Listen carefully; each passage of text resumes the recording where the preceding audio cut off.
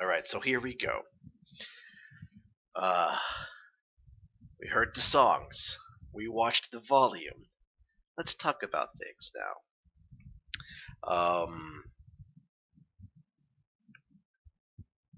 I'm thinking if I should just talk about the volume first and then about the songs, or about the songs and incorporate them into the volume, or just mix them both as we go along.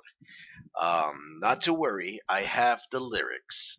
I have all the lyrics because thanks to you guys, thanks to me putting pressure on my moderator or circle of friends by telling them I cannot sit there and spend 30 minutes trying to remember the words of a song that I just heard.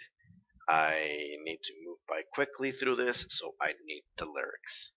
And then you guys saying free the lyrics and the hashtag.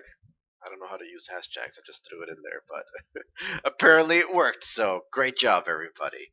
Um, Let me go ahead and modify this really quick so that I can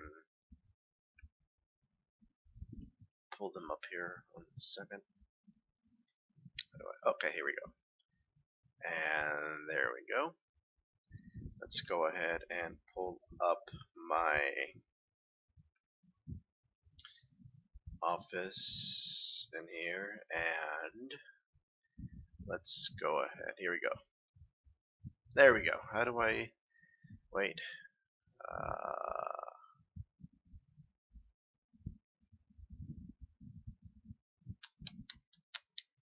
View.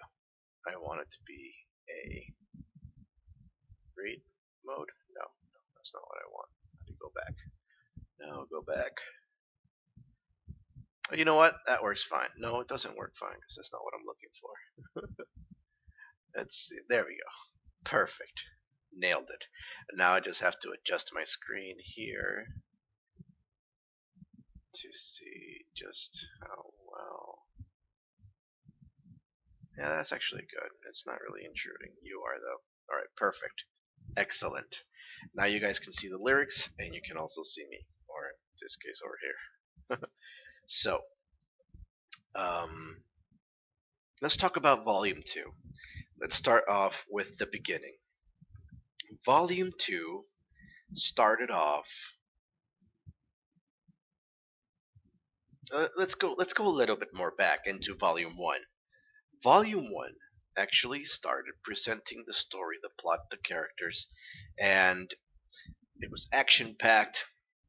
It had its funny moments, it had its charming moments, it had its moments of your daws and your cool and holy crap, and everything was being presented. But we had a feeling of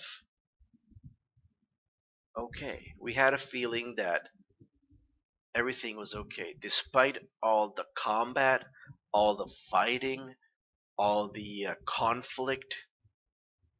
There was never really a sense of danger that was very concerning. It was dangerous. It had its moments here and there, but it was okay. Not okay as in oh it doesn't matter. It was okay as in well, it's nothing bad's gonna happen if they lose because it's okay. That kind of way of okay. I can't quite explain it the way I want to, but try to bear with me. There wasn't a sense of finality. There wasn't a sense of end. You're defeated, you lose, that's fine. You're good. You can come back tomorrow, try again. But Volume 2 completely kind of like shattered that concept by introducing in the first episode a murder. Like when Emerald and Mercury went into the bookstore and they killed the bookstore owner because he didn't have The Last Crusade. That just it's a book hate crime, you know. No, just I'm kidding. No, but it presents the sense of danger and finality. Like if you lose, there's a chance you could die. and it's also presented in the World of Aura Remnant video, where to reinforce, I would say, because it was maybe my timeline was wrong. I didn't have a Rooster Teeth thing to gauge myself with, but it was near the end that it fits chronologically speaking, but it reinforces the statement by saying, "Hey, aura protects you from wounds that would be considered mortal, but at the same time, you know, it doesn't last forever, so you can die."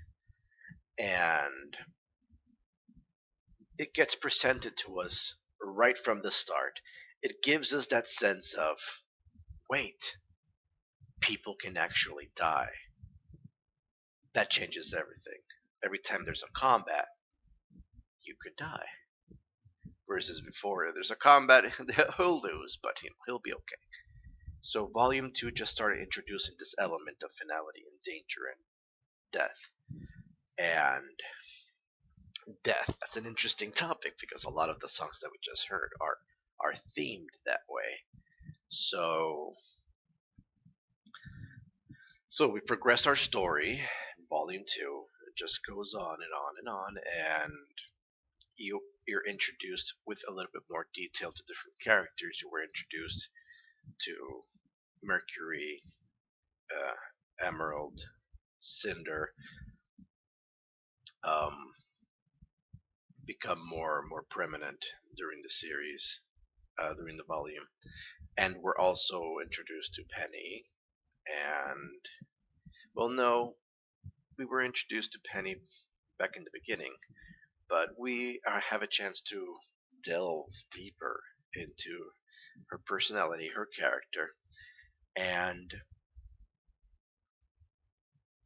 we learn about the plans, the plots, the dangers, the fact of what is going to happen. And it's presented to us in a way that this is it, this is the master plan.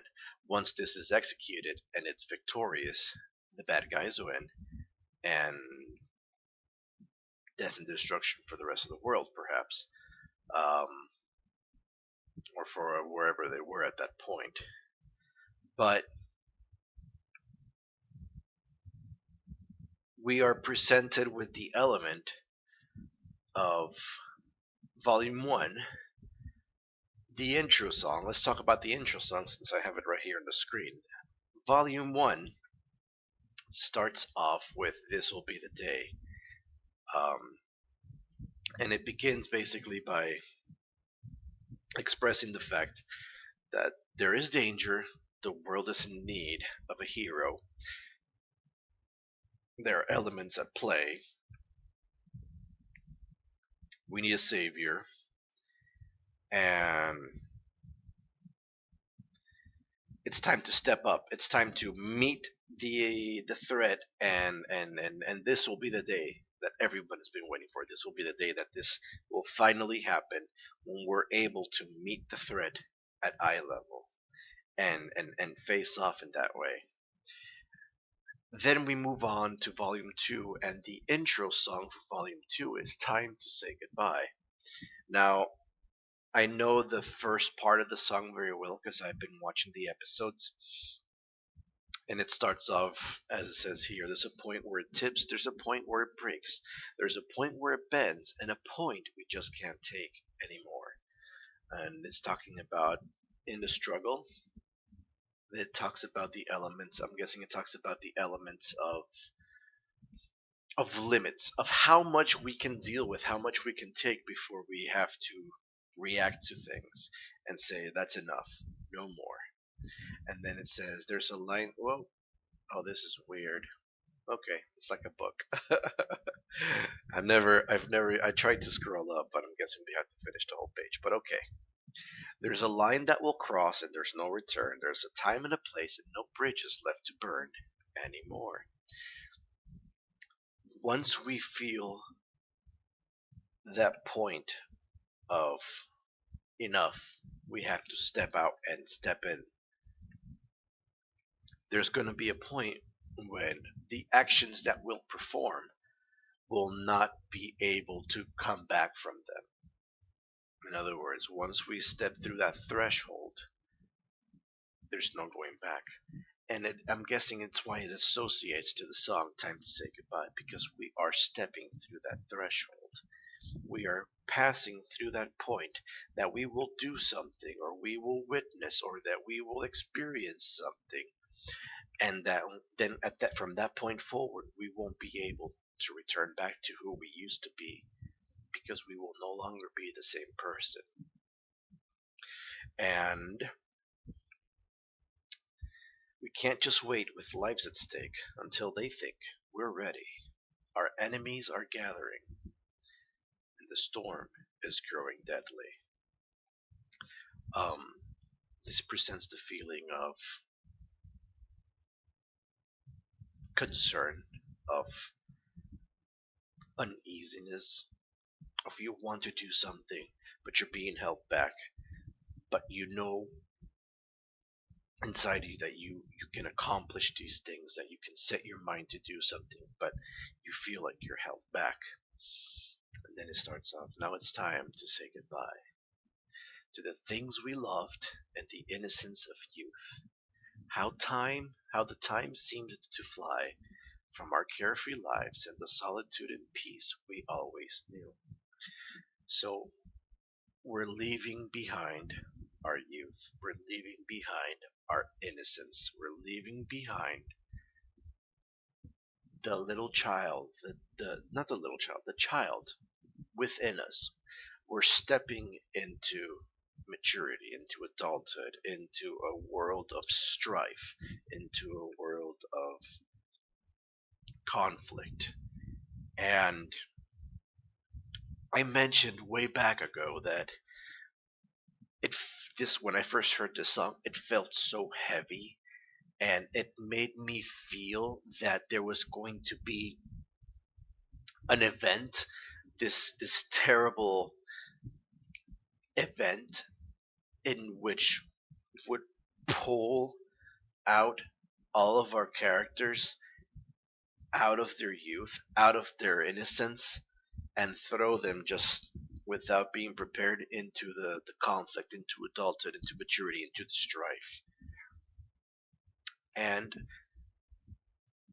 considering that I heard all the other songs, it's kind of cementing that original idea that I had. And while I was doing my improv karaoke at the This Will Be the Day acoustic version song, I just got reminded of something, and it's the part that says, "This world is unforgiving, even brightly lights will cease to burn." And that makes me concerned in the part that it seems to be some sort of death. It's a death that's coming, and it'll be the the point of no return, and it just there will be no recovering from it. It'll just thrust them. It'll just thrust. It'll thrust them into just maturity, into the conflict, into the strife, and and it's concerning in a way.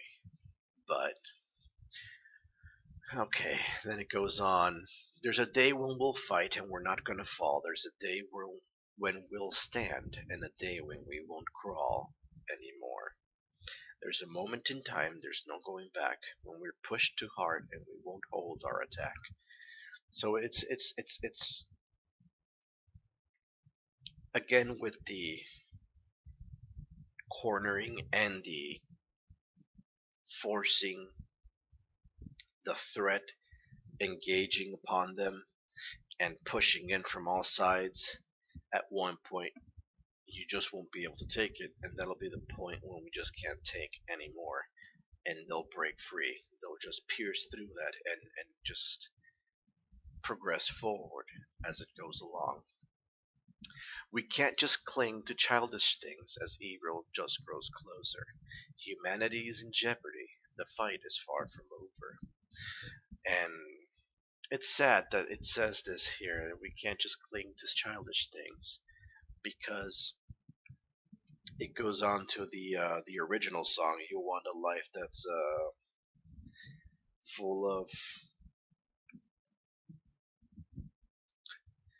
hold on. You want a life that's full of love.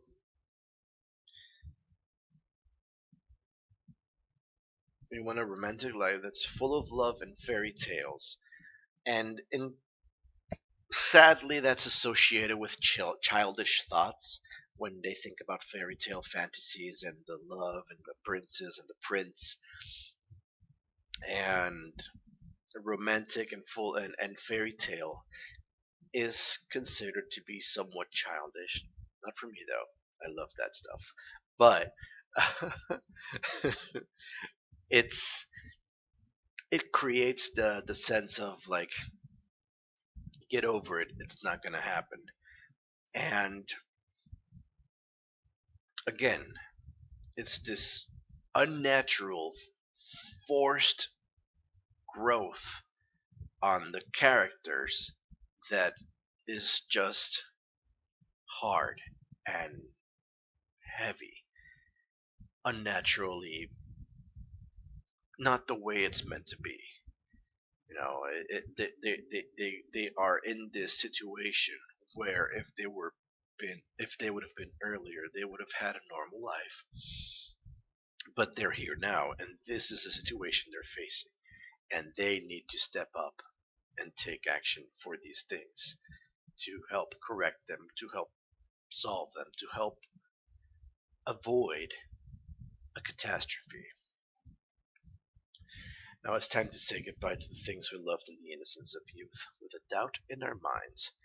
Oh, and this is another thing. With a doubt in our minds why we chose this life, and at times we can't help wondering.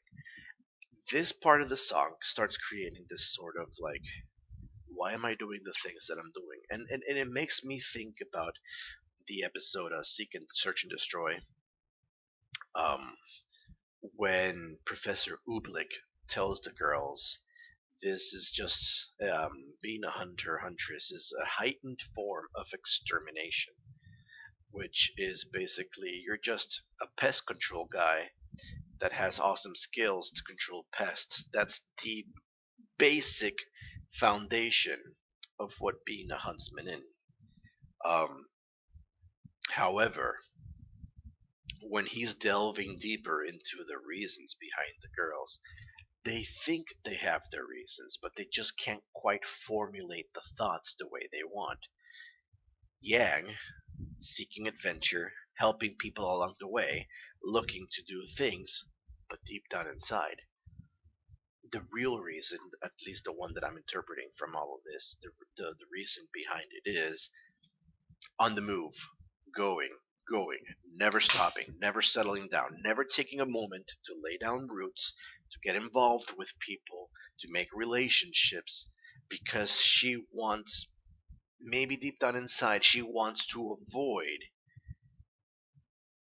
doing the same thing that maybe her mom did in one way or another. She wants to avoid inflicting that on somebody else because it has perhaps affected her in such a way that to this day she is still searching for her mother.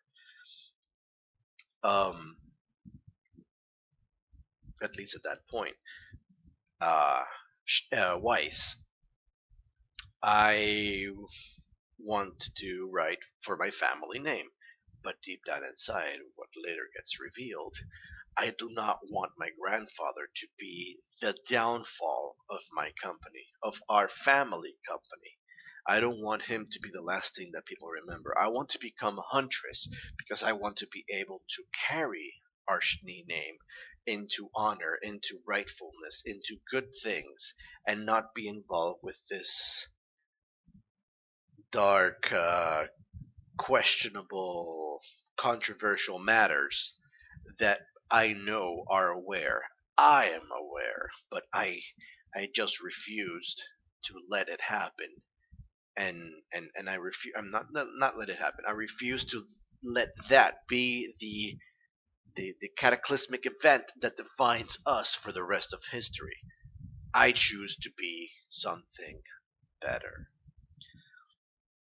And you have Blake, which is I want to do the right thing, fight the war, because I've been on all sides of the spectrum. I know what it is, but I've been struggling with myself, with my running away ability, with my cowardice. No, I wouldn't call it cowardice. It's a fleet mechanic, not cowardice. She's not a coward, but she has a strong flee mechanic, as in running away, and it starts putting into a questionable perspective their choices. Then in this part of the song, with a doubt in our minds why we chose this life, and at times we can't help wondering, were we born to fight and die, sacrificed for one huge lie? Are we heroes keeping peace? Or are we weapons pointed at the enemy so someone else can claim a victory?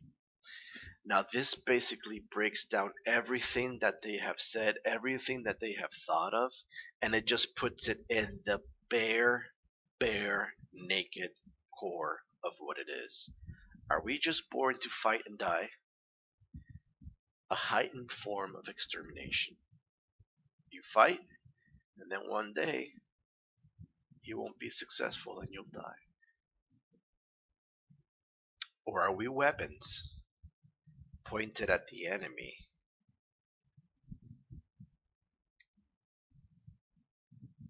living one huge lie so someone else can claim the victory? This is new territory for me. I haven't gotten an indication that there has been this lie, this huge lie that involves huntresses and hunters.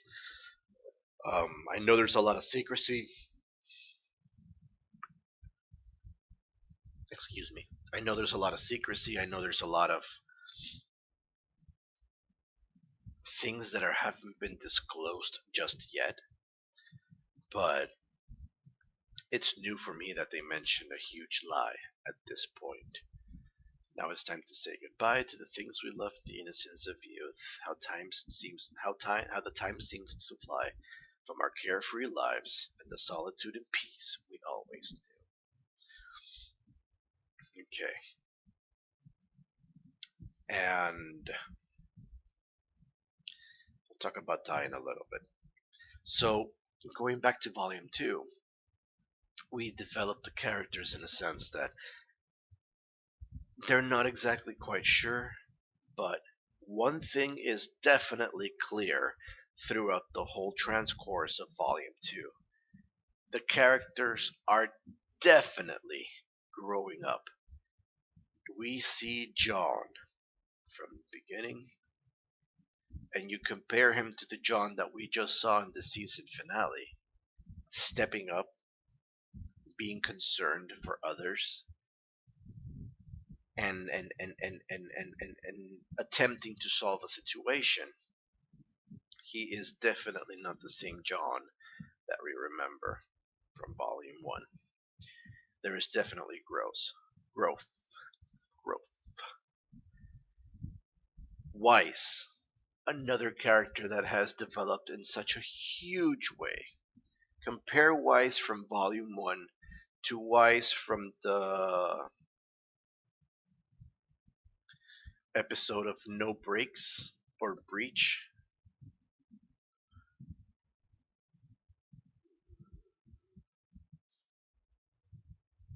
I think it's Breach or No Breaks.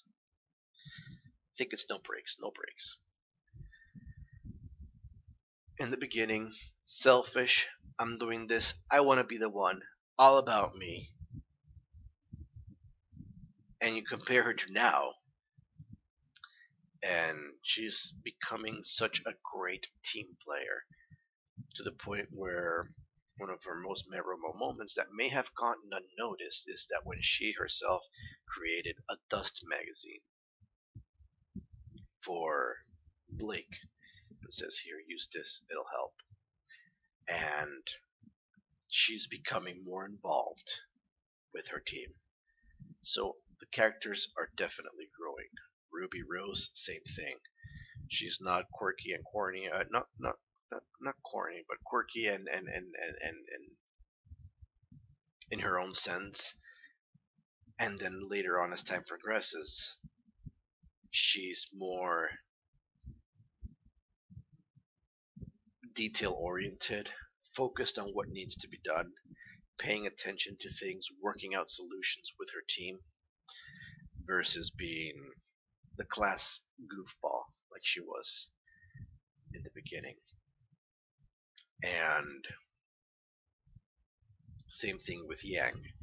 Yang is becoming not so distant and carefree as she once was, but she's becoming more involved with her teammates, as is demonstrated in the episode Burning the Candle, when she is showing her concern for Blake and expressing to her, like, I care about you, and you need to take care of yourself. Take a break, relax, catch your breath, we'll go. And although I'll have to say, it's not so developed as the others. There is some development, but it's not as noticeable as the others. But it's there. It's there. And so that's something that Volume 2 presents us.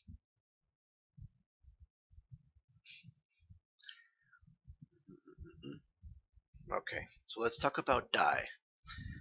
It says here, it was just fine, we lived in peace, looked to a happy ending. Again, making reference to the innocence and the childlike life that they used to have. The days were bright, they shined like gold, every step ascending.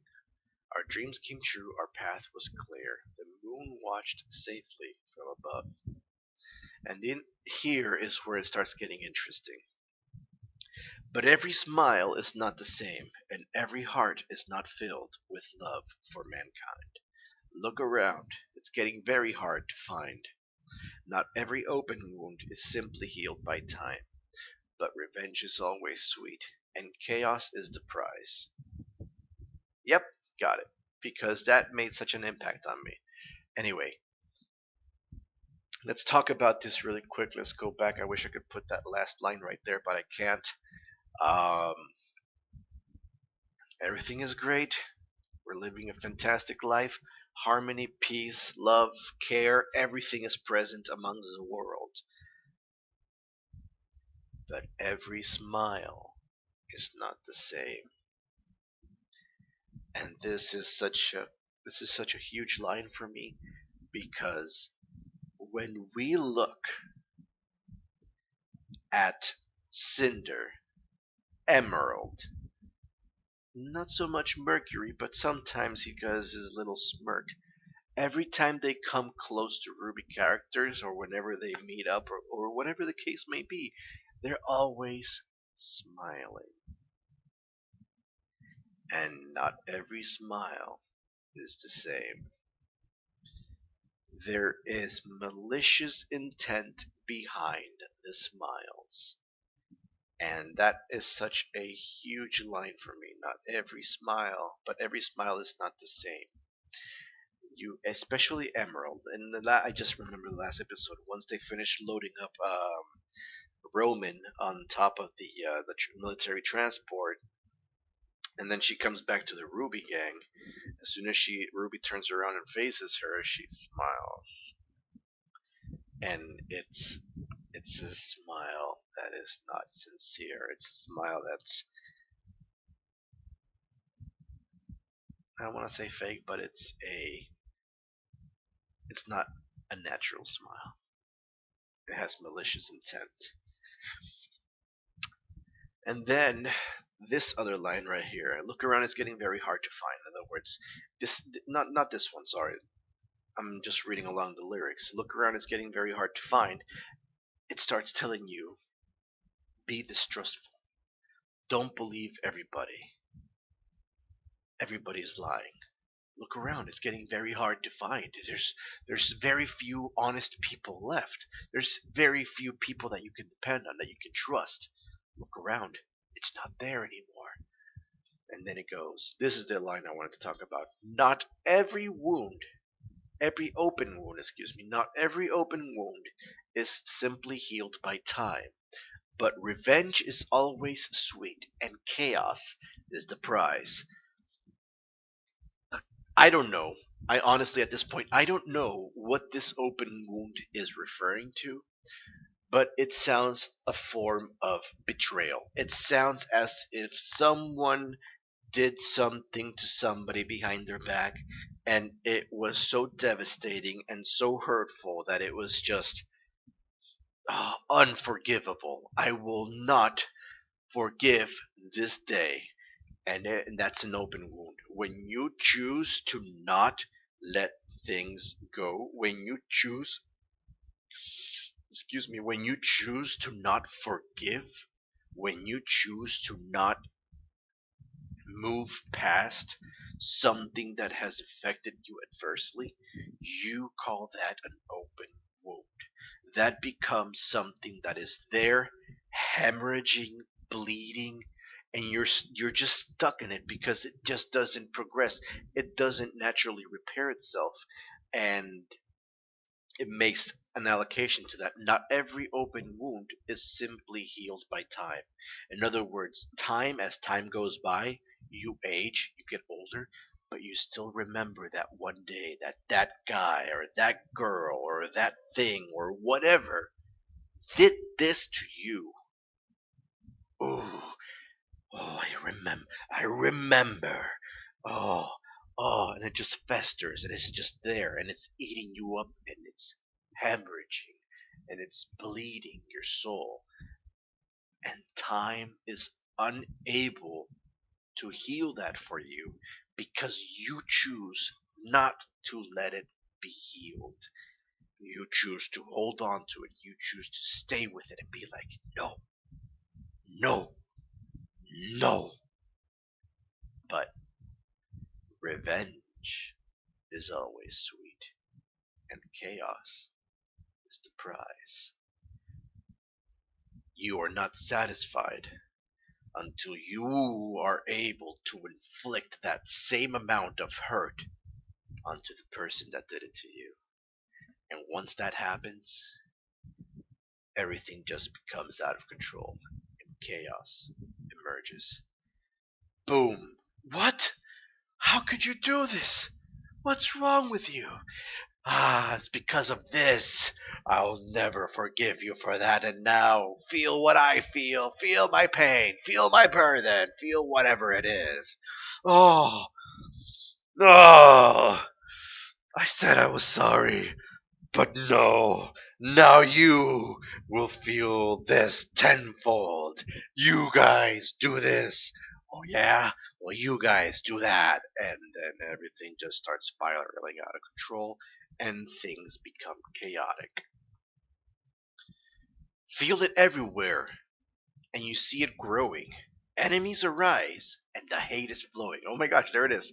Feel it everywhere. Everybody starts getting involved. Everybody starts hating each other. Everybody starts becoming, oh, I hate you. I don't trust you. Oh, all of you are going to be affected by this. Enemies arise. People that were not normally a threat have now become an enemy to you because they're on the opposite side of the spectrum of what it is that was going on, of the feud, so to say. Enemies arise and the hate is flowing. Everybody's starting to hate each other. Everybody's starting to distrust each other. There's no more love. There's no more care, concern. There's no more looking out for other people. Everybody just starts going against themselves. Shattering the moon and bloodying the sky. Now let's make a quick pause in this line right here. This line for some reason makes me think about the trailers, whereas in the red trailer the moon was I think it was almost complete. But as the trailers move on, you have the R, which is the red trailer, the W, which is the white trailer. In the white trailer, and you look up to the sky in that one particular scene, you see a big moon that has been shattered. It's broken. Move on to the B trailer. I cannot quite picture the moon in that trailer because it was during the day. I'm not exactly sure. But then we move on to the Yang trailer, which is the Y, yellow, Yang. And at that point, I believe it was very little moon left.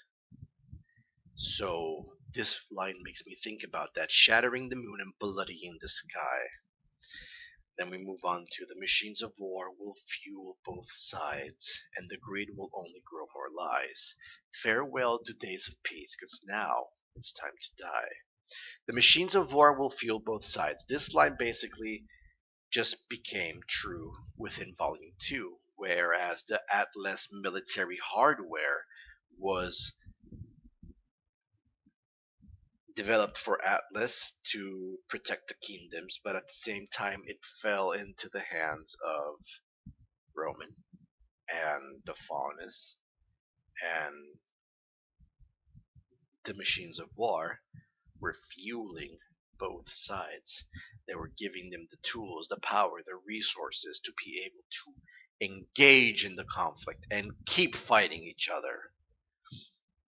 The greed will only grow more lies. Now, greed itself is not really a an element, at least the way I see it.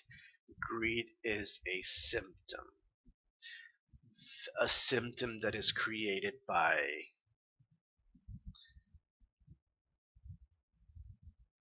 the feeling of scarcity. When you think there's not much there, you try to get a little bit more than everybody else so that you can last longer. And that is a side effect, a symptom, not a side effect, a symptom of the feeling of scarcity. And it will only grow more lies. Oh, this was all that they had. So here's your share, and here's your share. Did you take more? No, of course not. We're equally dividing this amongst ourselves. Growing more lies. Farewell to the days of peace, because now it's time to die. And then, where did it go? Our peaceful youth seems to be gone forever, and in its place a life of war. Every truce has severed. We'll live our lives watching our backs, not knowing who to trust or fear. We go back to the sensation thing of not every smile is the same, and this feeling of doubt, this feeling of the sowing of doubt, the sand inside the hourglass, the troll beneath the bridge is like, I'll just keep my oh no, I'll just keep my distance. Thinking about it, this is kind of like the situation that we have here in Puerto Rico. Not as elevated and critical here, but a lot of people don't trust a lot of people on the street. And you see somebody like, hey, can you help me really quick? Most of the time, people choose to like walk away. Side topic.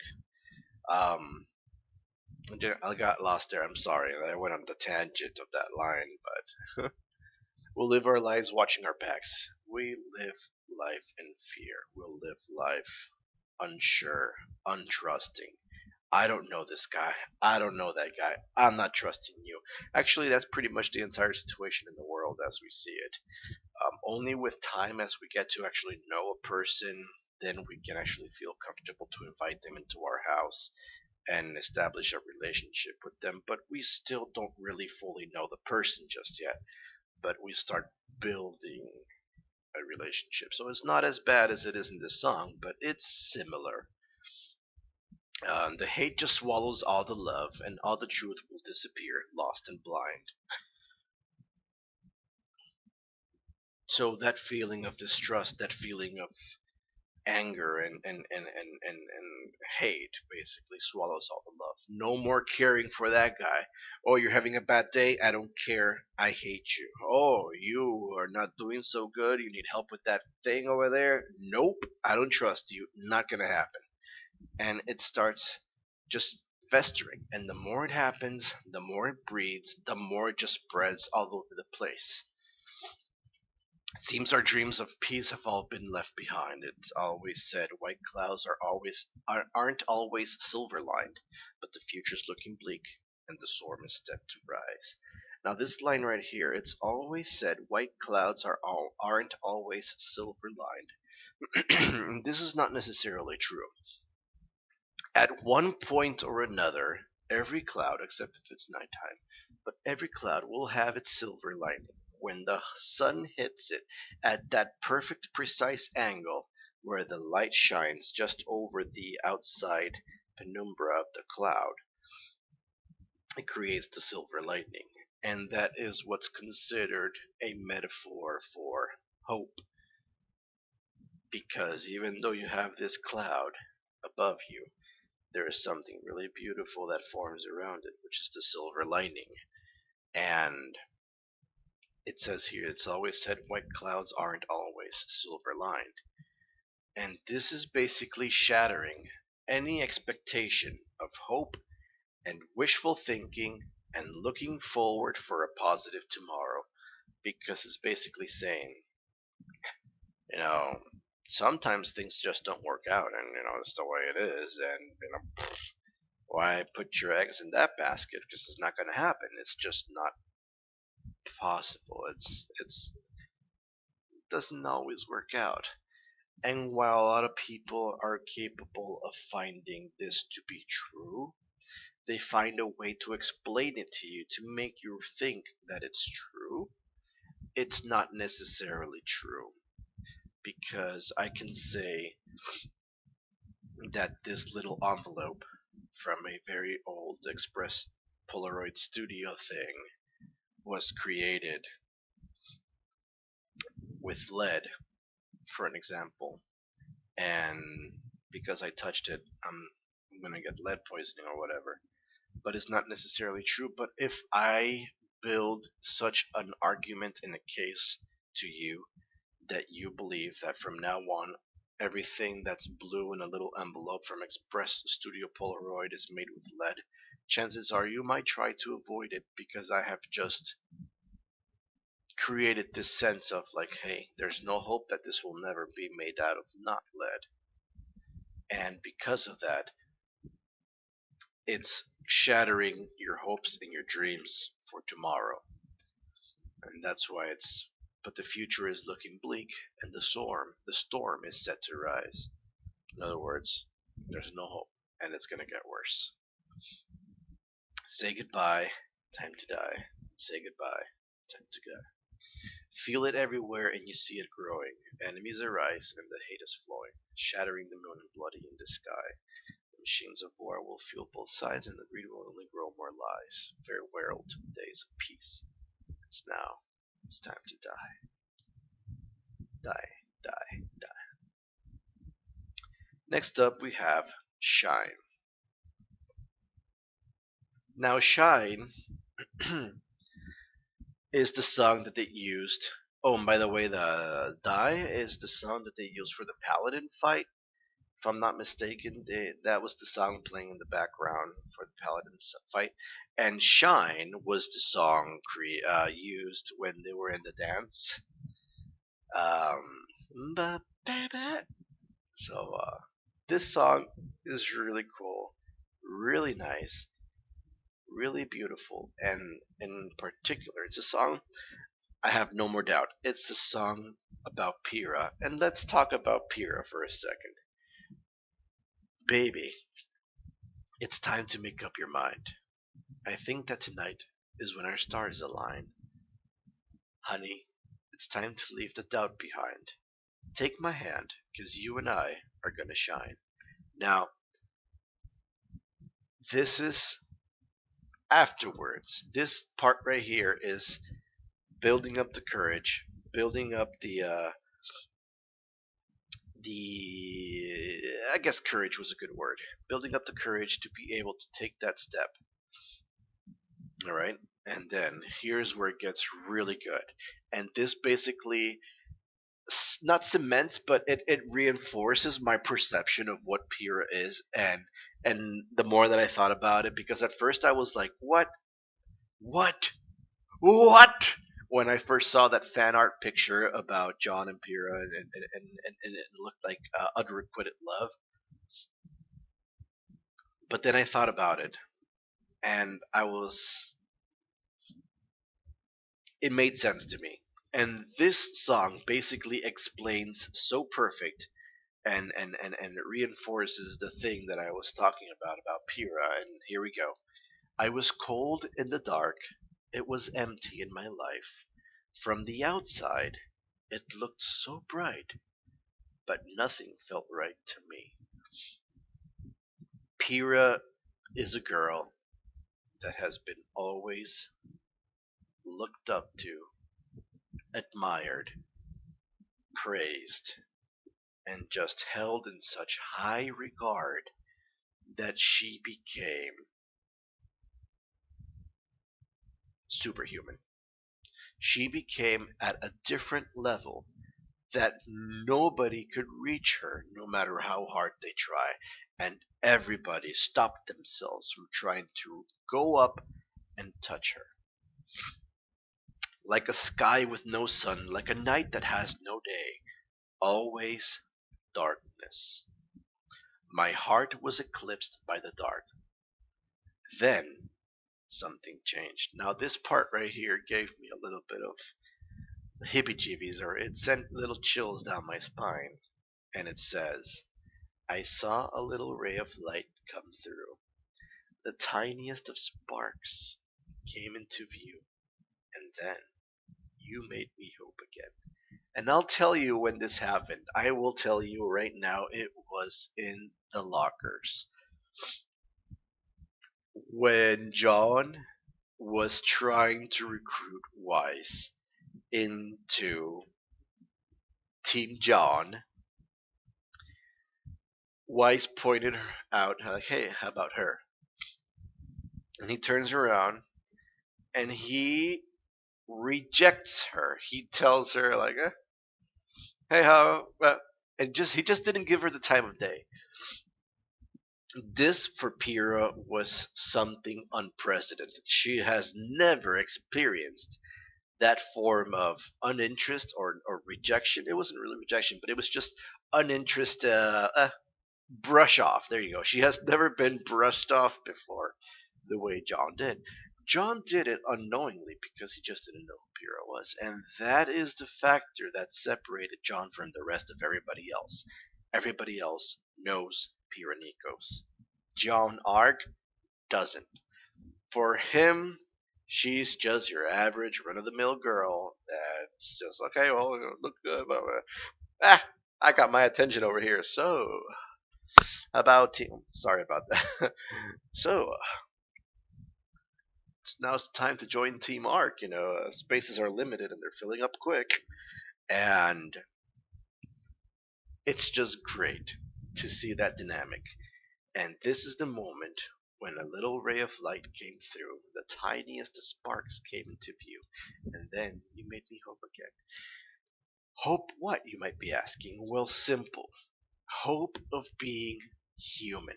Hope of having a connection. Being social creatures that we are, hope of having the connection with other people that she has not been able to experience. Why? Because she is at another level than everybody else. Nobody can reach her. And even though she always tries to reach other people, people are like, oh yeah, sure, it looks great.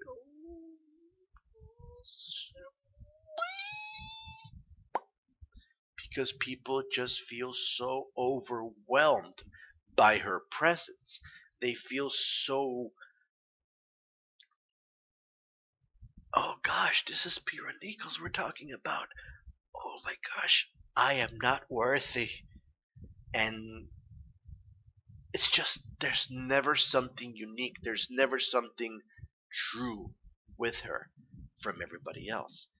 Because of that, when John basically said, like, oh yeah, whatever, brushed her up, she's like, what?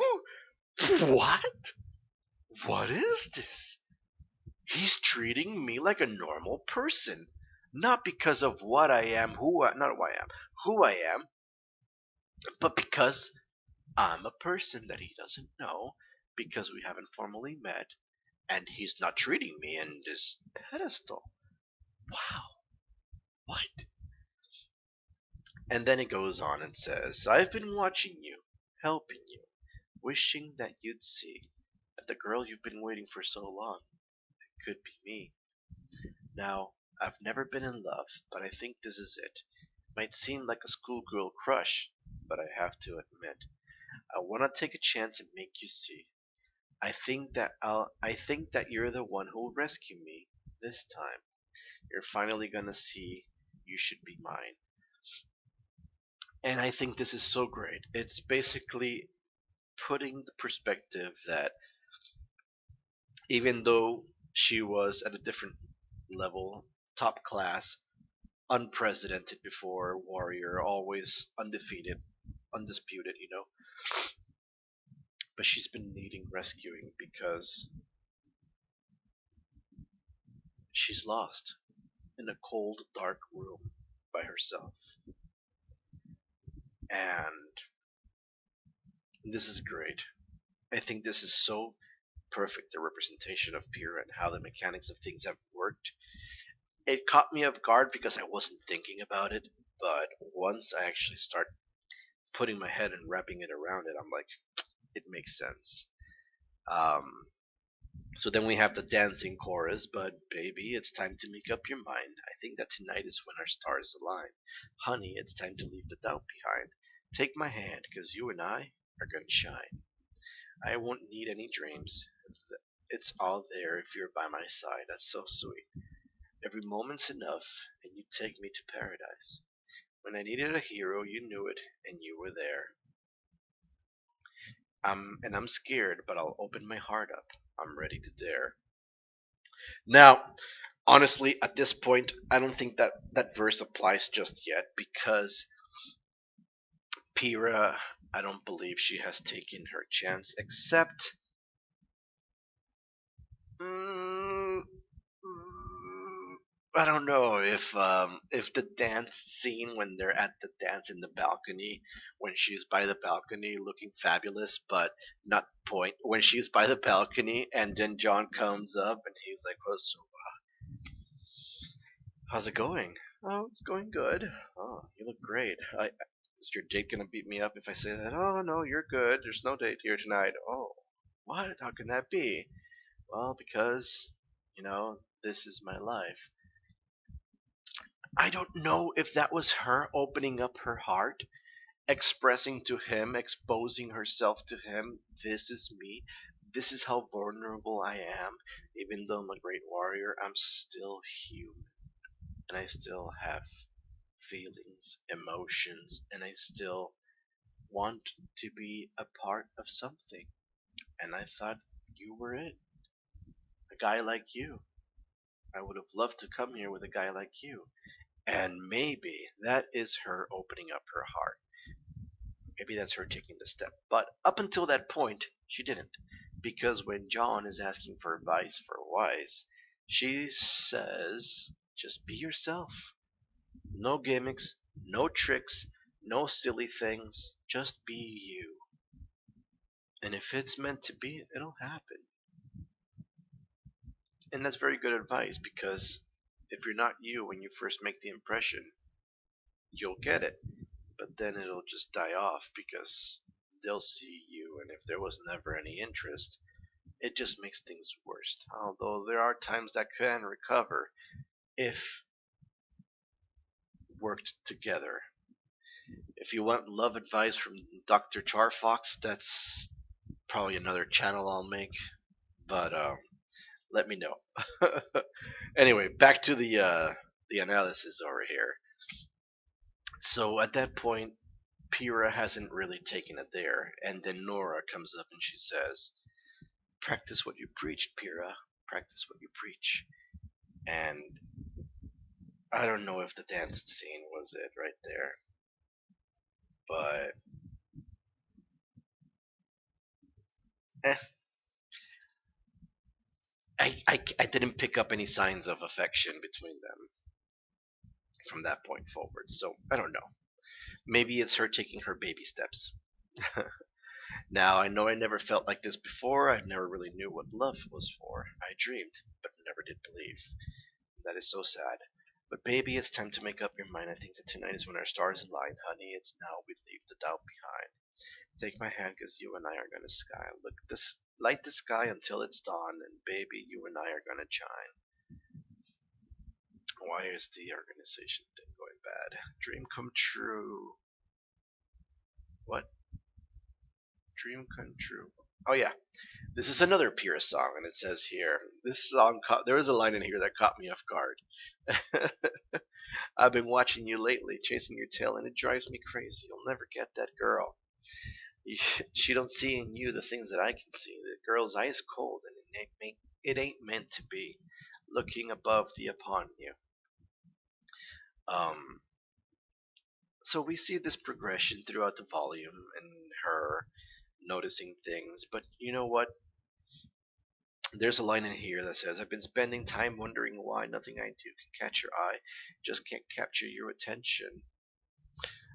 Maybe I'm too tall or not your type, but I'm not giving up. I'll get it right. Being close to you is my intention. Oh, here we go.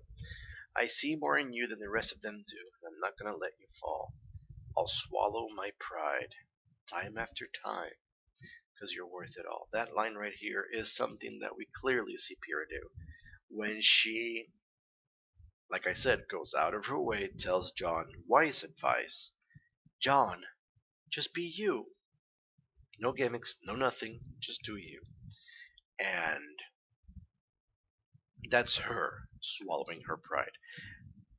Also, swallowing her pride is when she steps out of her way to help him. She focuses on him and puts herself below him at some points just so that she can be close to him. And because you're worth it all. And that's something that she wants for her. And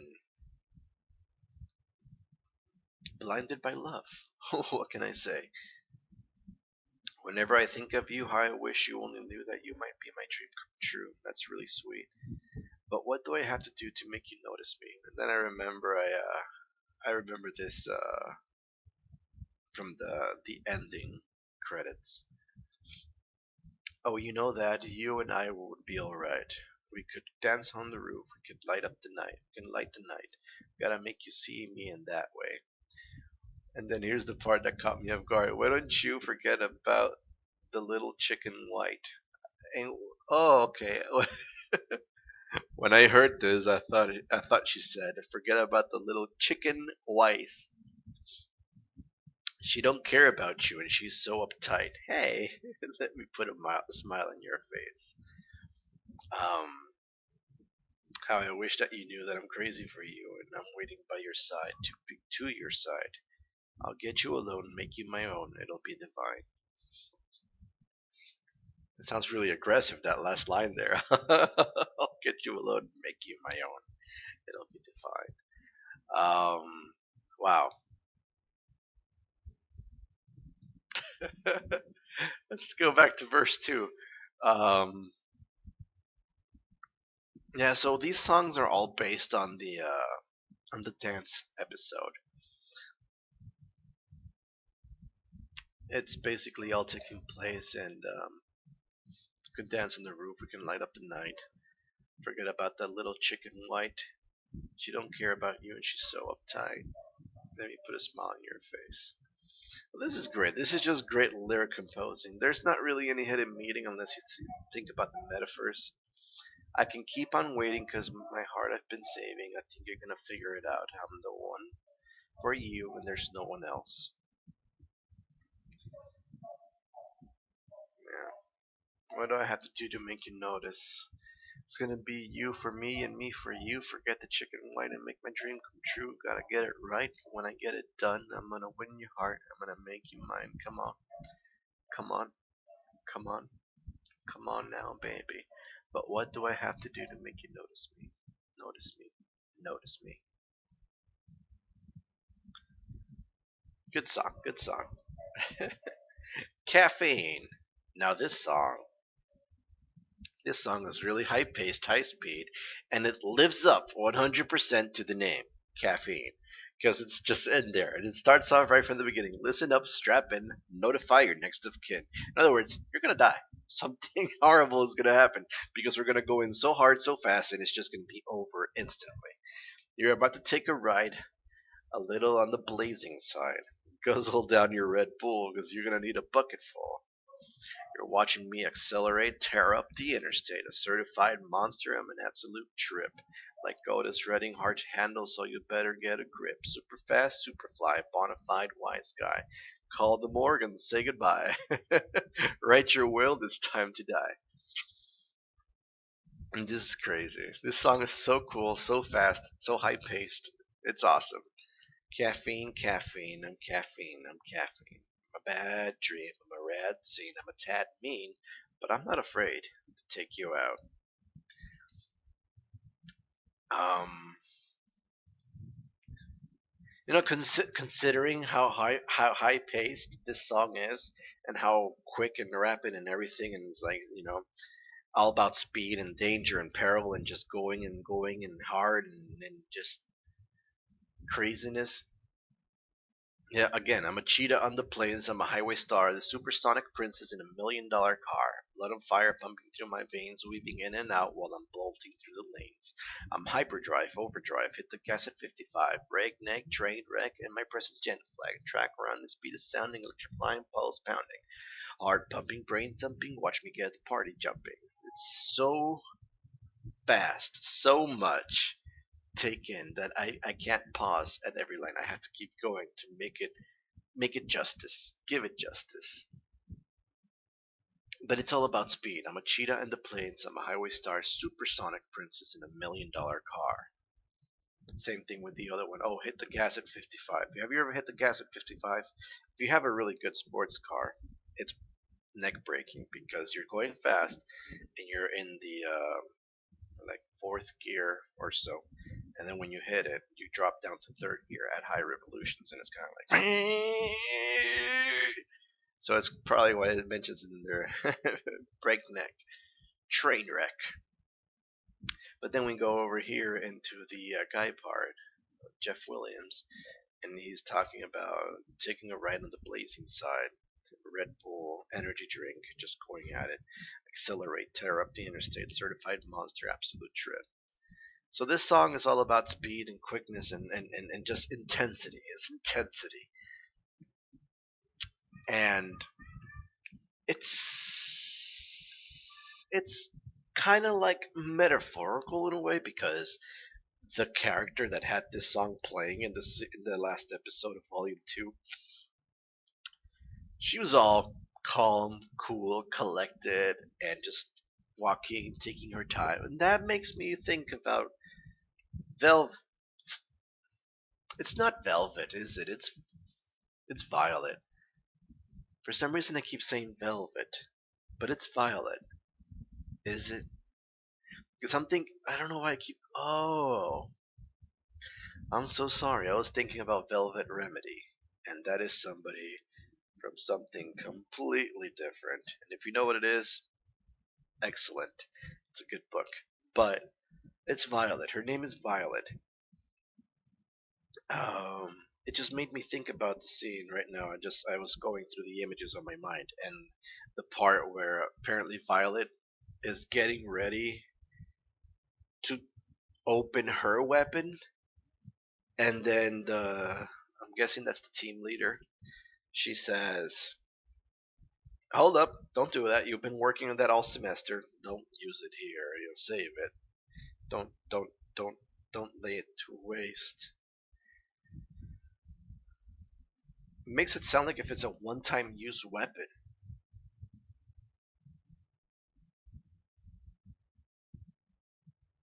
That's weird. What kind of weapon is a one-time use weapon? What do you have to build throughout the entire semester?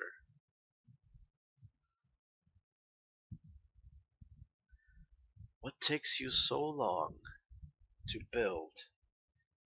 Takes you like 3 to 4 or 6 months. Yeah, semester to 6 months or 5 months. 5 months to build. Hmm. And it's a one-time use weapon. Don't use it here, or don't waste it here. We'll talk about that later. Really quick, let me check my disk space because I am concerned that oh, we're still good. Okay. Um. So as I was saying, it shows that character just walking slowly, just doing her thing, and just things come and pow, get out of my way, pow, get out of here, and kick, pow, you know. And the song is so, and the character is just so presential. It just has this emanating presence of bad bums, and everything is going smooth. And then when the huge swarm comes the way, she pops out this freaking Gatling gun and just tears everybody to shreds. Done. So the song is maybe a metaphorical match to what this character is, and it's just so fun and so great. And then the last part, here we go. Yo, listen up. I hope you like it hot. The lyric construction here is so good. uh, kick. That's not what he said. That's so cool. Somebody from my mod team kick bum job. Somebody from my mod team modded the word that he said. Thank you, I appreciate that. Yo, listen up. I hope you like it hot. Grab yourself a mug, 'cause I made a fresh pot. Come and get a dose of my kick bum java, fueling your addiction with this thick black lava. We can do up an espresso or the cappuccino way. Sure to get your fix venti or grande, sugar splenda, equal make it sweet and low. Everybody's happy when they're hanging with Joe. Let's go. So good. So good. This song is so well constructed, so fast, so fun. All the songs so far I've been enjoying. All Our Days. This song clearly talks about a bond with between two people that one of them watched the other be born or grow up. And I don't know or not sure who the bond is for. Long ago, before we met, I dreamed about you. So at this point, the person has the capacity to think and to hope for things.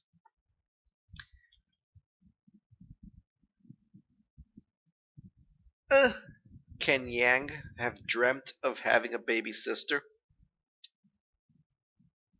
Maybe.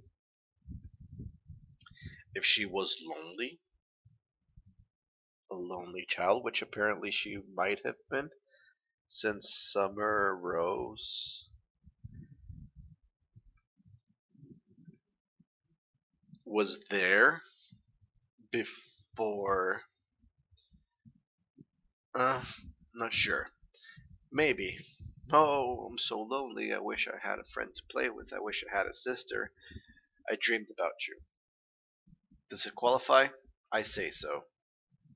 Summer Rose to Ruby also qualifies. I can't wait to have this girl. It's gonna be great. Yes. Hey, the mysterious woman, which when she takes off her mask, she has the same features as Yang, and for some reason Yang was angry because her eyes were red, and that woman also had red eyes. So I'm gonna go on a limb here and say that yeah, she's her mom. So there, got that out of the way. I'm locking it in. I already locked it in, but yeah. Um, could it be from her to Yang? Absolutely, it qualifies. Could it be from Yang to Swai?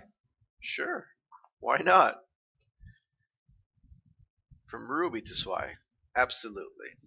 We're gonna start off with all the possibilities, and as we go along the song, I'm gonna start trying to eliminate them. Um, who else can this apply to?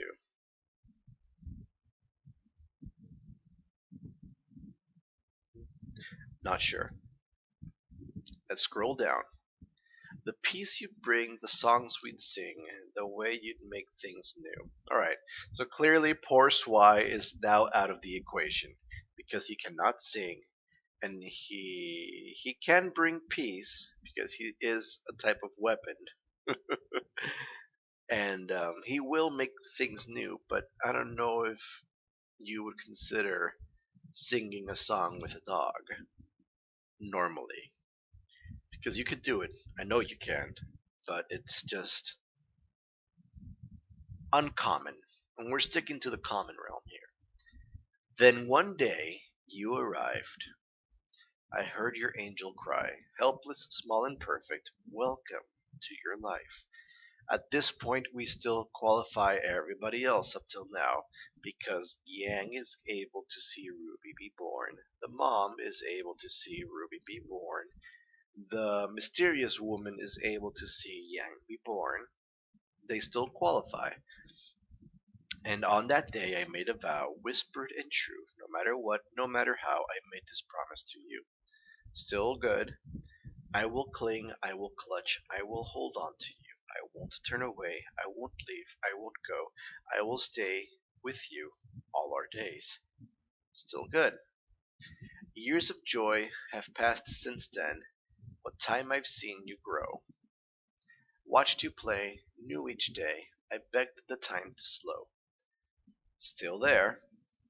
And though I miss the little girl, you made me awful proud. Funny how our lives change, 'cause you're my hero now. Now we start getting questionable into two departments here. Because,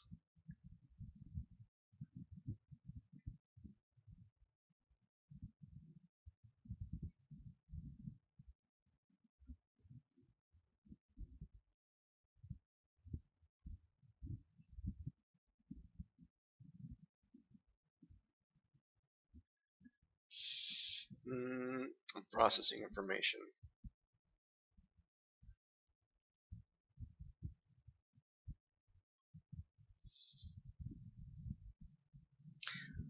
Let me go back really quick, I missed something. Here. I will cling, I will clutch. Sorry, I should have started here.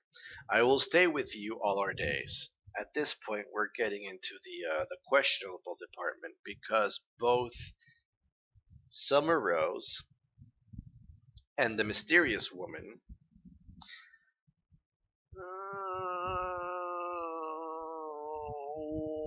Well, it's not really physically staying there with them. They might be there in presence, so we have to make a small modification to Summer Rose and call her Spirit Summer Rose, if she's dead, which I believe she is. So Spirit Summer Rose is with Ruby all your days, and Mysterious Woman has been watching Yang all your days. So with these modifications, we can move forward. That's what I wanted to say. Now, though I missed a little girl, make me awful proud. It's funny how. Oh, and Yang and Ruby, they can still say the same.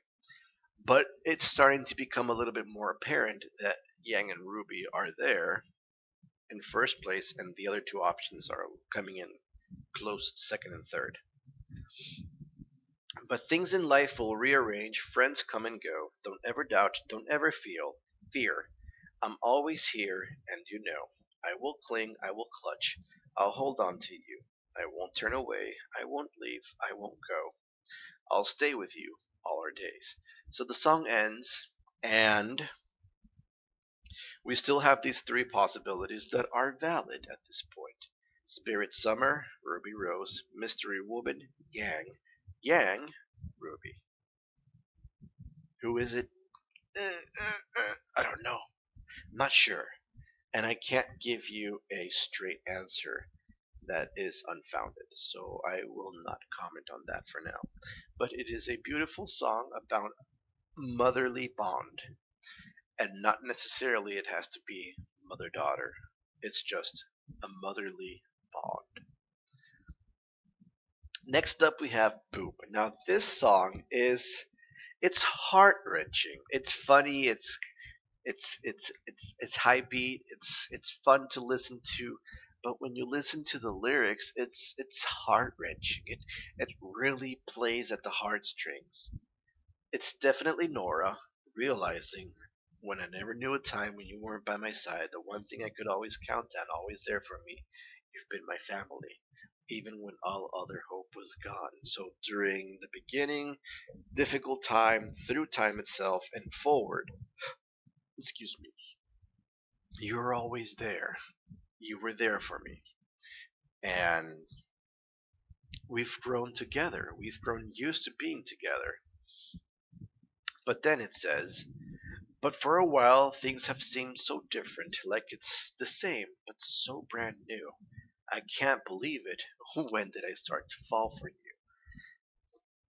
And this is Nora realizing that she has an attraction. And chances are it's to Lin Ren. Lyren, sorry, Lyren. And it's great because we could see it. And even though she would get all fluttery and blabby and messy, it's cute to see and it's fun to watch. Have I lost my mind? Have I just been blind? Never to have seen you might be everything I need, everything I dream. All along has it been right in front of me. We've been together for a long, long, long time. I never thought that you and I could be a thing. I can't believe it. This is happening! I think, oh well, what am I to do? I don't know that I would fall in love with you. And what to do right now, I haven't got a clue. I just bite my tongue. And here's the heart wrenching part. And when I want to say I love you, I'll say boop. Now that makes me think back of all the times Nora said boop.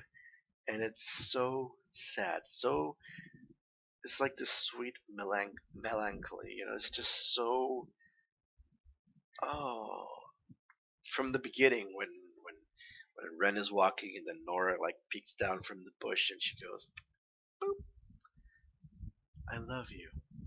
Oh my gosh! I can't. Oh, it hurts. But wow, it's so sad. But at the same time, it's kind of like Pyrrha. It's this thing of they're here. They're at this point in their lives. They wish, both girls, they wish they could be here. But they don't go there because if they go there and it doesn't work out in their minds, if they fear that they don't feel the same way, then it's kind of like Monopoly or something. Move two spaces back. Now they're not here anymore. They're now here, where things are weird and awkward and actually no, don't come into my room anymore. You know, and that's the fear that people in everyday life have.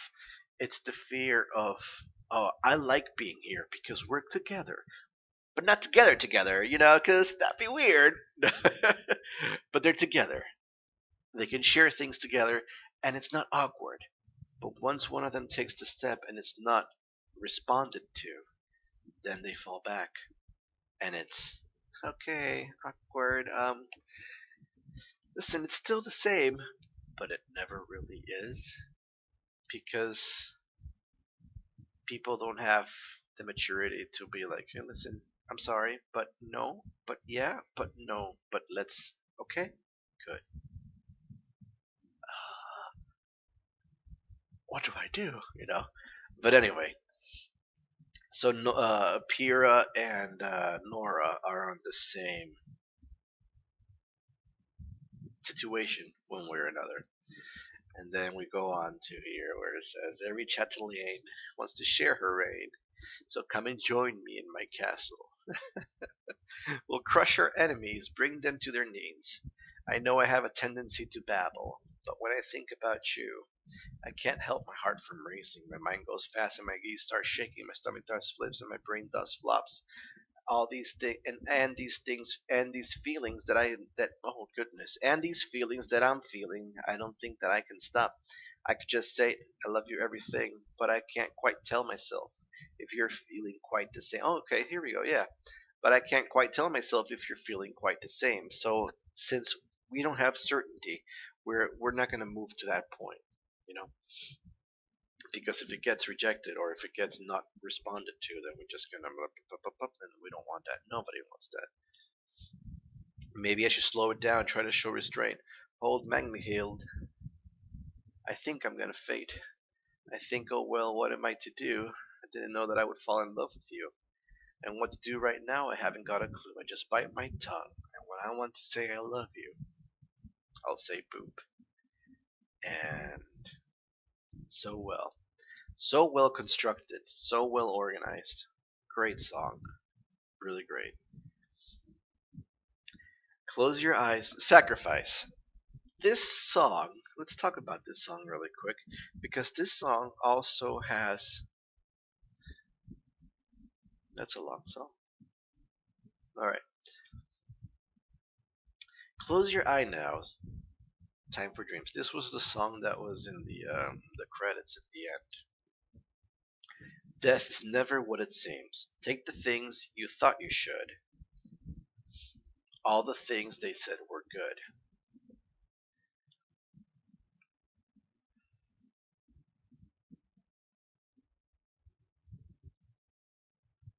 Again, this points into the betrayal department. All the things they said were good. But they weren't. Or maybe they were. It sounds like a lie-ish situation. I'm not exactly sure. All your faith in ancient ways leaves you trapped inside a maze. Take the lives of those you need, sow the death, then reap the seed. All your faith in ancient ways leaves you trapped inside a maze. All your faith in ancient ways leaves you trapped inside a maze. If you keep on believing in how things used to be and how things were, and you keep progressing from that point forward, you'll never be able to step out of it, move up to something new. Take the lives of those you need, sow the death, then reap the seed. That sounds heavy and dark. Born an angel, heaven sent, falls from grace are never elegant. That line right there, it makes me think about God and Lucifer. Lucifer being the devil. Now, I'm not sure if you're familiar with Catholic religion, but Lucifer was at one point an angel, and he was a very beautiful angel, very handsome, very beautiful, and he defied God in the way of wanting to take over heaven, and this became a fall from grace. Fall from the grace of God, because when you are in grace, you are blessed, you have all these wonderful things, and when you fall from the grace of God, as it so happened to Lucifer, he got exiled from the heavens and sent to the inferno, and during the process, he became the beast, the devil, disfigured the horns and everything, that we interpret when we read it. And I'm guessing that's why it says falls from grace are never elegant, because it takes something that's beautiful and it transmutes it into something atrocious. Stars will drop out of the sky, the moon will proudly watch the roses die. Now, this line right here, again, makes me think about that other song, Die.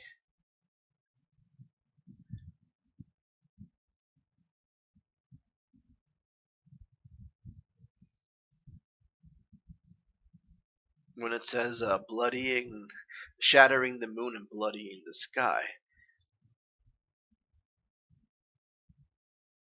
The moon will proudly watch the roses die. In vain, lost, no gain.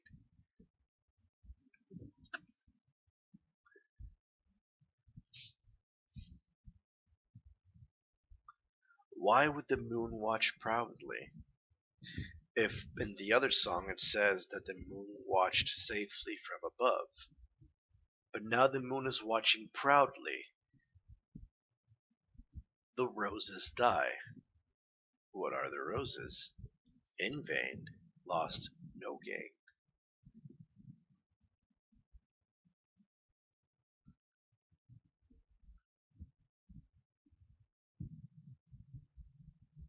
Is there retaliation? Since the moon got shattered and the sky got bloodied, what reason would the moon have to watch proudly from this from well, watch proudly the roses die? And why will the stars drop out of the sky? Fall from grace are never elegant. Born an angel heaven sent. This talks about a betrayal. You're born an angel, you're heaven sent, but then you fell from grace and you became something else. Born an angel, heaven sent, and you got exiled, you got betrayed. Stars will drop out of the sky, and the moon will proudly watch the roses die. In vain, lost, no gain.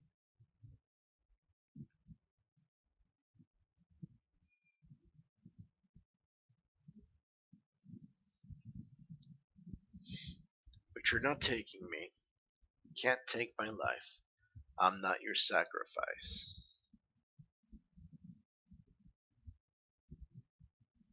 You can't. I'm not your sac. That's part of the other song.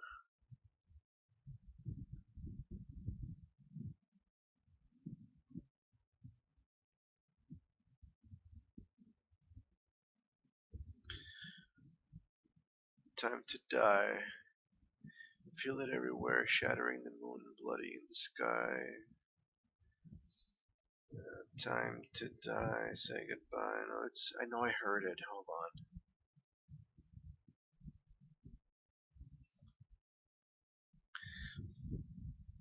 I know I heard it. I know I heard the word sacrifice in here. Feel it everywhere, and you see it growing. Enemies are trying the haze flowing, shattering the moon, shattering it like the sky. She's over. She's so sad.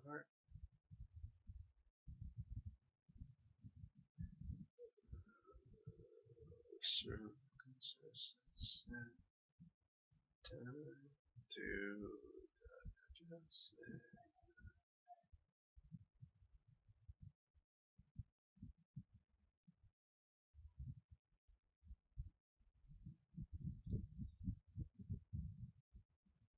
I'm gonna listen to it one more time, and I'm going to lower the volume really quick. I am sorry. I apologize. I'll just leave it just a little bit, so you can maybe hear it just a little bit.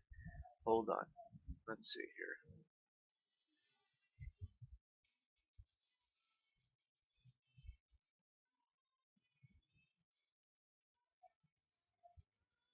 Shh.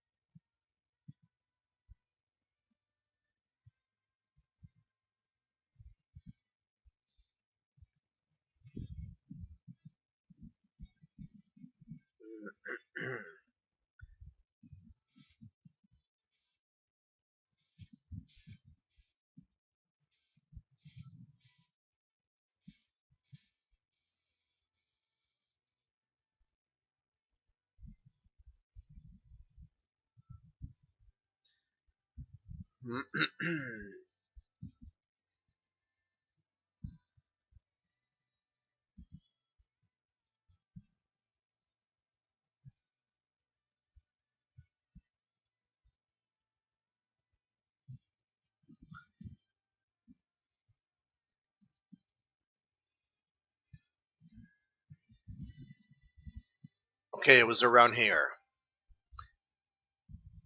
I'm almost certain I heard sacrifice in here.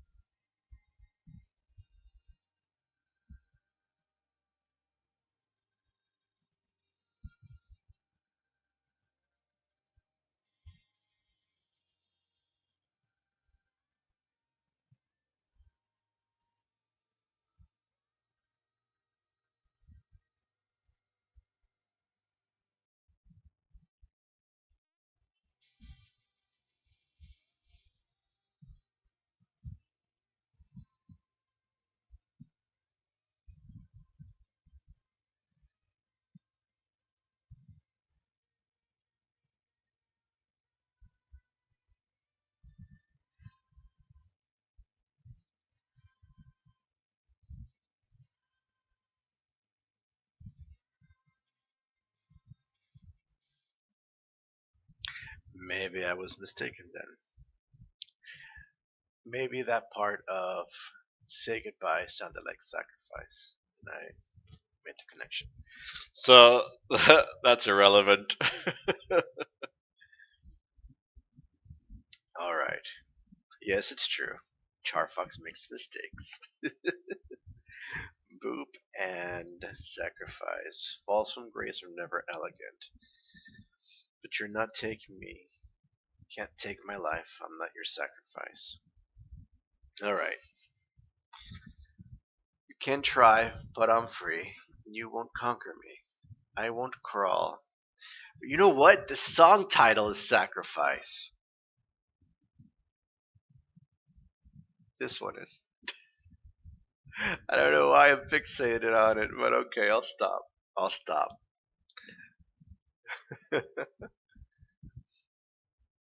And you won't conquer me. I won't crawl. Most of all, I won't fall for you. So it sounds retaliation. It sounds like they are pushing and they don't want things to take place the way it's meant to be. Since the other song is called Die, and this one is I'm not gonna be your sacrifice. But anyway. Show them gods and deities. Blind and keep the people on their knees. Pierce the sky. Escape your fate. The more you try, the more you'll just breed hate. I can't help but shake the feeling that these songs are connected. I'm sorry, but I'm gonna find the connections because it is just calling to me. It is there, and I will find it, especially now that I have the lyrics. The more you try, the more you'll just breed hate. The more you try what? Escaping your fate. How? By piercing the sky and blinding and keeping the people on their knees by showing them gods and deities. This goes back to the old ways, the old traditions that it talks about a moment ago, in which it keeps you trapped inside a maze. And that's how you keep people on their knees, by making them believe something. And oh my god, we go back to the beginning of the song where it says, for sacrifice for one huge lie. And okay, here's another connection. This song is called Sacrifice for One Huge Lie. Now, there's more than one song connected here. I'm gonna make all the connections. Hold on, I got this. I'm getting called. I'm being peaked here. Hold on. The more you try, the more you'll just breed hate. And in the other song, Die, see it everywhere, and the hate is flowing. Enemies arise.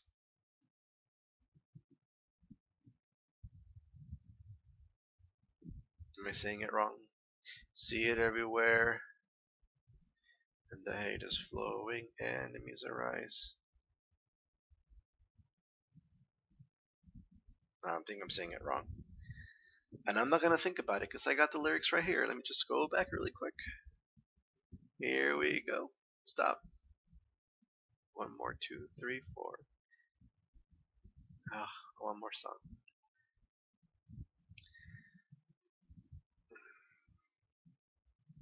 Too far. Feel it everywhere and you see it growing. I sorry. And then the enemies arise and the hate is flowing. There we go. Alright, so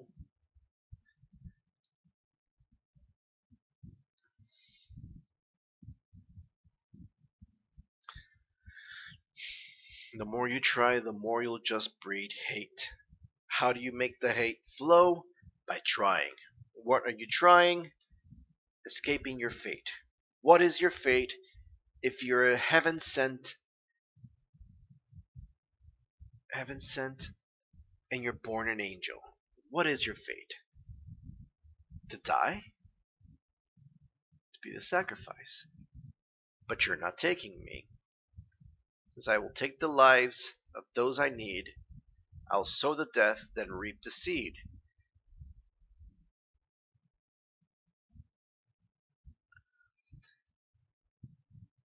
You'll just breed hate and lies. The truth will rise, revealed by mirrored eyes. Somebody will be there to show you, or to show the world,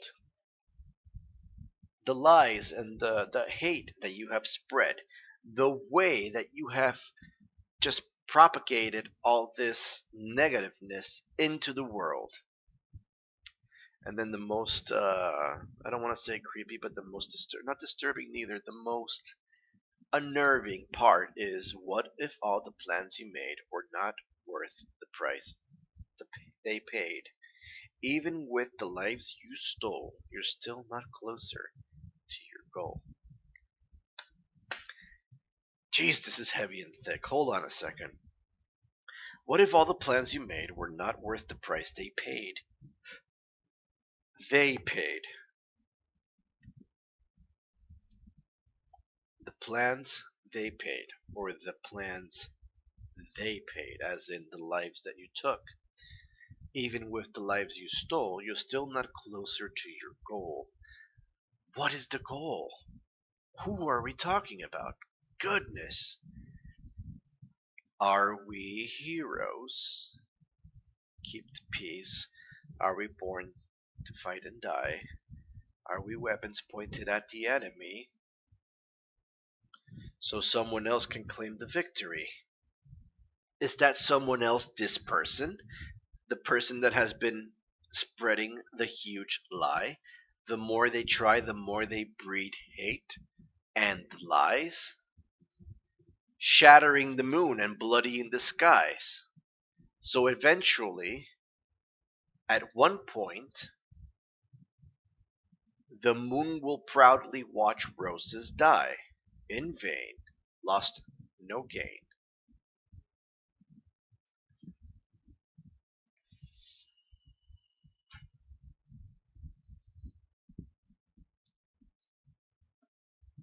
Based on what I have, I'm saying this is Cinder we're talking about.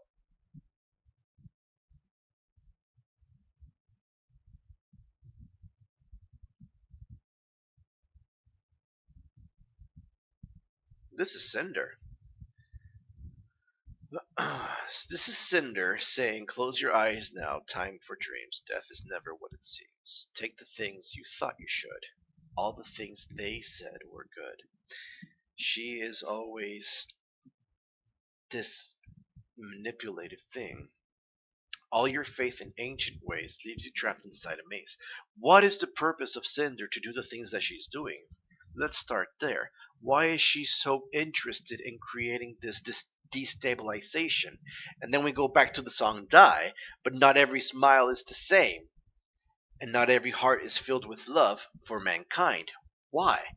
Why is she against mankind?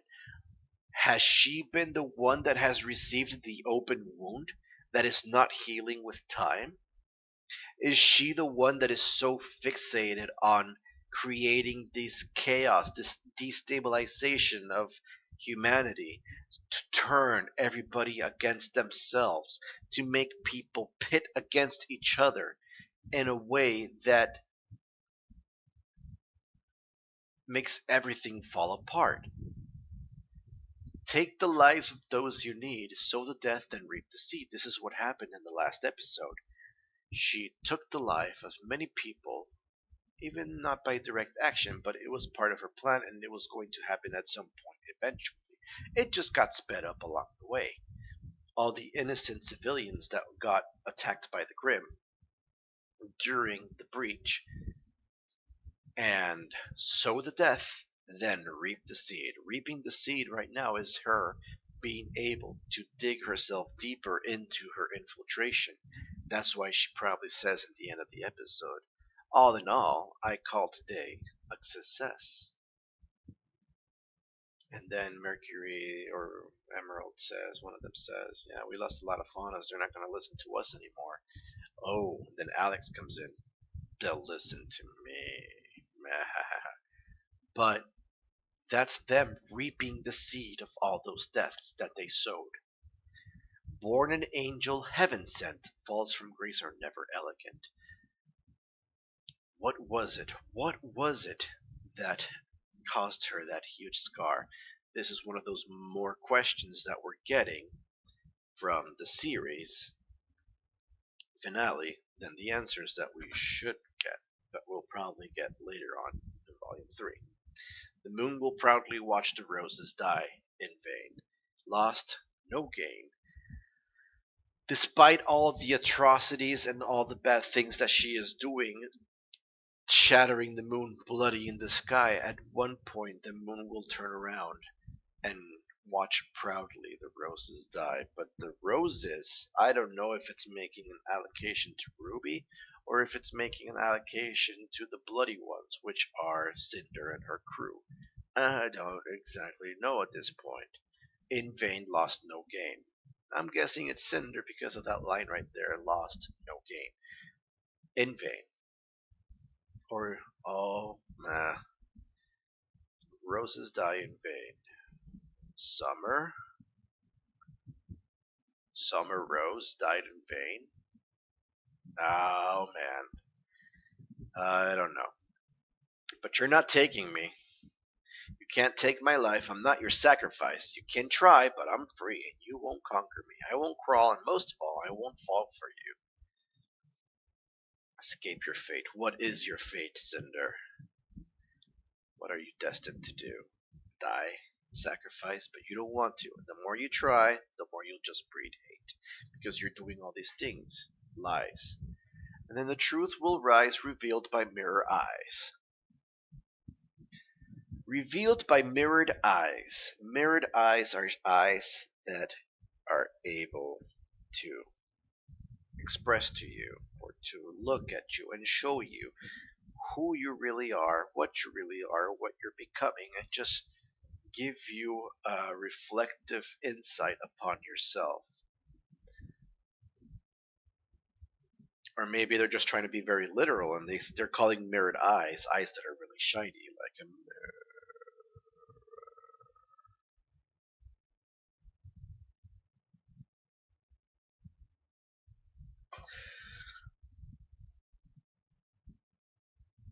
No, no,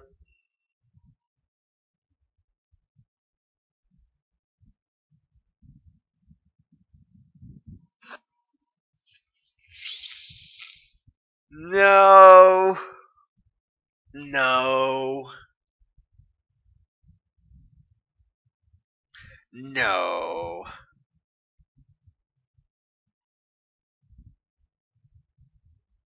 Yes.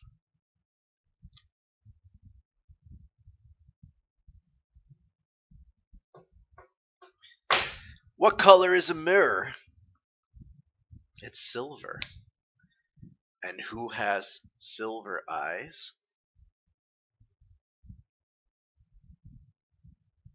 Ruby. Oh my gosh, and the intro has her eyes looking at us every single time. The truth will rise, revealed by mirrored eyes. That is to Ruby. Hands down, that's for Ruby. What? Gosh, these songs are very layery, like an onion. The truth will rise, revealed by mirrored eyes. What color is a mirror? It's silver. Usually it's silver because it projects the whites and the golds and the blacks in their natural tone without having a hue to it. What? Wow. What if all the plans you made were not worth the price they paid? Even with the lives you stole, you're still no closer to your goal. The only one here that's stealing lies is Cinder. So this makes me think that this song is not meant. It's I'm sorry, it's not Cinder singing it. This is somebody singing it to Cinder. Somebody is telling this to Cinder. But then it says it talks in first person, but you're not taking me. You can't take my life, I'm not your sacrifice. Unless this is a conversation with Cinder and somebody else. Person 1 says to Cinder, close your eye now, time to slay your names. That's never what it seems. Take the things you thought you should. All the things they said were good. All your faith in ancient ways lives trapped inside of me. Take the lives that needs root of seed.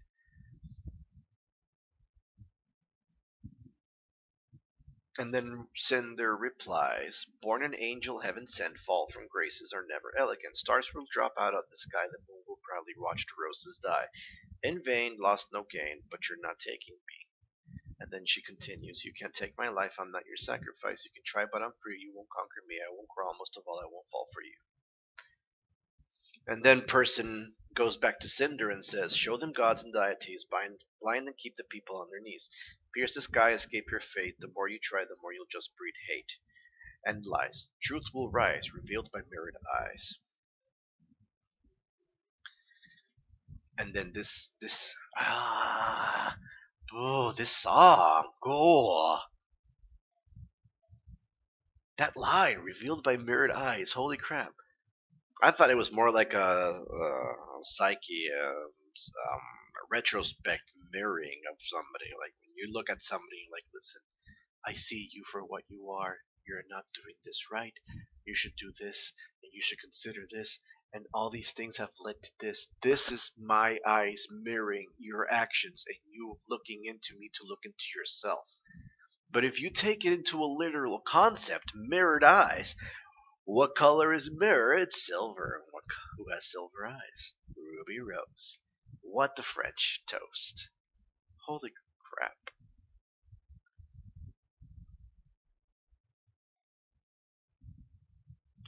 She's always looking at us in the intro scene. The eyes. And I've always said it, the eyes. Oh, it's been there all this time. All this time. It's there. Oh, goodness gracious.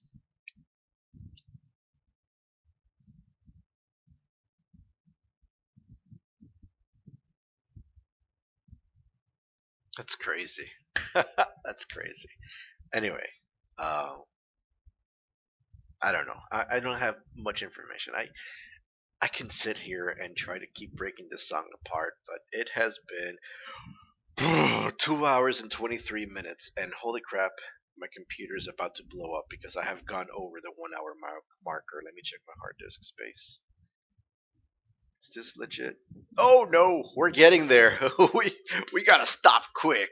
We only got a little bit left, and otherwise this video is gonna blow up and house catches fire. Not good stuff. So, oh man, what am I doing? Minimizing, minimizing, bringing this back up. Here we go. Boop. Alrighty, guys, this has concluded. I gotta finish it here. I'm sorry. I wanna point out a couple of things really quick before we end it here. Volume 2 has been great.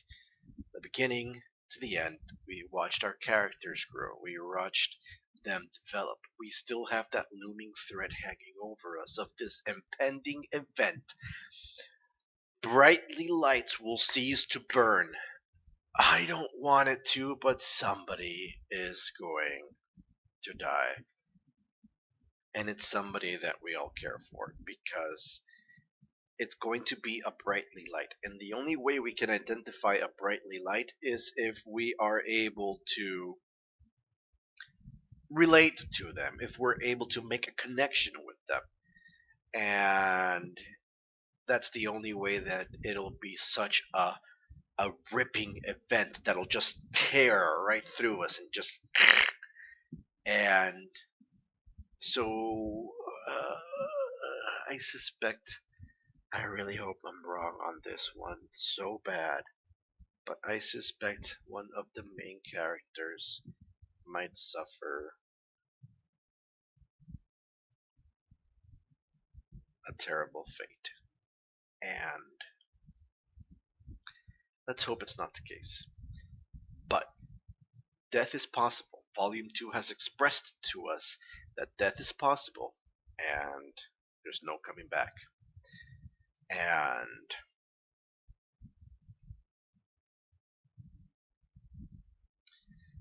there's just so much going on in this show.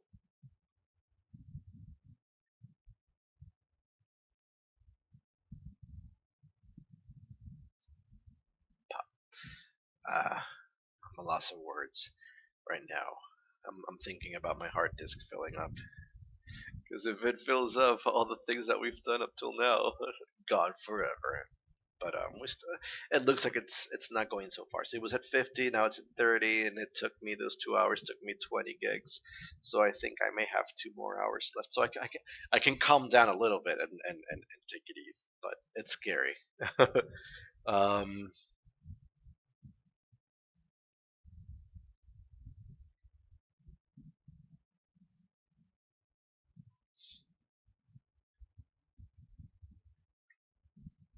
I lost my thought.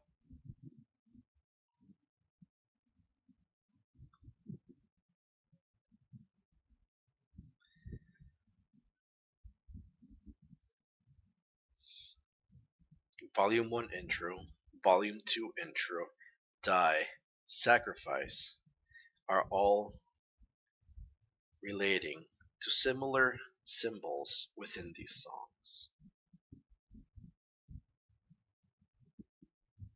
And there's something more within them.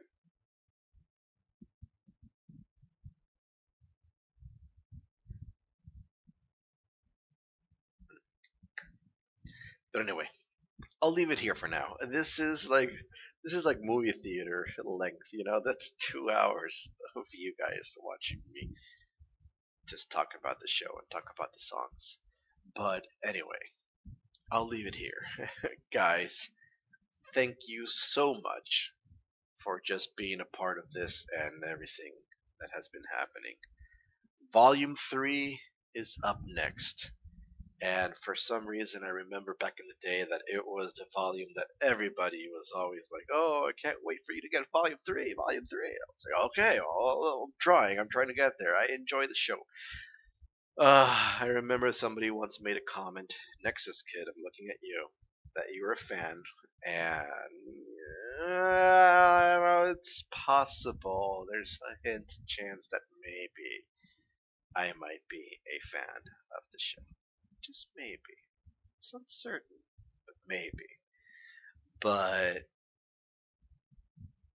it seems like a really great show. It's really well constructed. There is so much hidden factor and so much pay attention to this or you'll not notice it kind of thing. And I'm all about these things because these are the things that really tickle my brain in a way. And it's good stuff. I really like it. Um, so, anyway, thank you so much for joining me for another listen along and final thoughts and analysis video for this volume, which is volume 2 of RWBY. And I hope you enjoyed the video. And I was gonna say our video. You know what? It is our video. I hope you enjoyed our video, and that's it. I guess I'll see you guys in volume 3. So until then, thank you. I mean it. And take care. Bye bye. ふわふわふわふわふわふわりくるくるくるくるくるくる回るのふわふわふよふよふわふわりうるるくるくるふわふわ飛び出したのおやおやふよふよふえる頭ふよふよふわふわり飛び出すよふよふよふわふわふわふえる頭ふわふわふわわふわ飛び出すよ